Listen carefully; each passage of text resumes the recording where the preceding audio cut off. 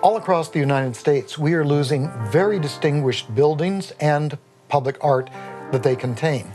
Major buildings that the Postal Service owned, iconic, beautiful buildings in the centers of town, have been sold to real estate developers for not that much money.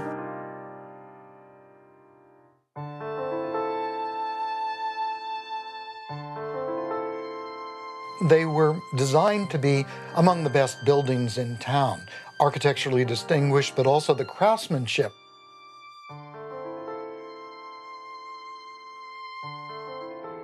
Artworks were commissioned for the first time for small rural towns where people had generally never seen art before, let alone public art that depicted themselves and the work that they do, and their legends and their history and their landscapes.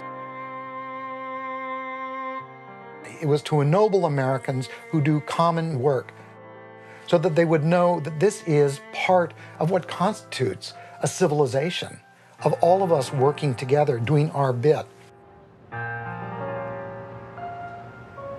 The real estate portfolio, which the public owns and paid for, is variously estimated to be worth $50 to $100 billion.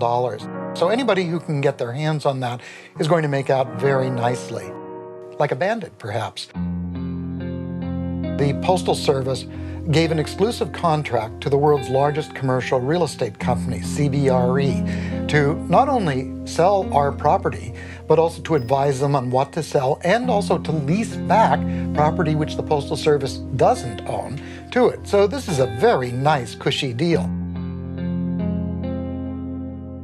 Now, where it really gets interesting is that the chair of the board and largely the owner of CBRE is none other than Richard C. Blum, a billionaire private equity capitalist who just happens to be the husband of Senator Dianne Feinstein, perhaps the most powerful senator in Congress.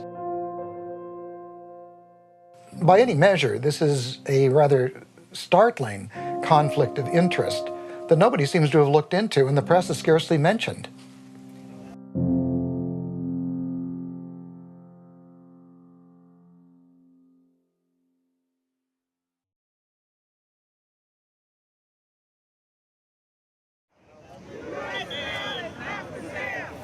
In my own city of Santa Monica, I was involved in reforms that transformed that city so that the downtown of Santa Monica became, if not the most, one of the most vibrant retail centers in all of California. And there's a beautiful post office in that set of blocks. And the Postal Service sold it to some guy who's making it into a movie studio. Whereas they could have shared that space, expanded the opportunities so that they would have ongoing revenue and maintain this beautiful location in the middle of town where everybody could go to it. They've moved the post office to someplace on the other side of the freeway where the bus depot is. It's really a crime. That's an area where the Postal Service has not followed my suggestions at all, and I'm quite frustrated about it.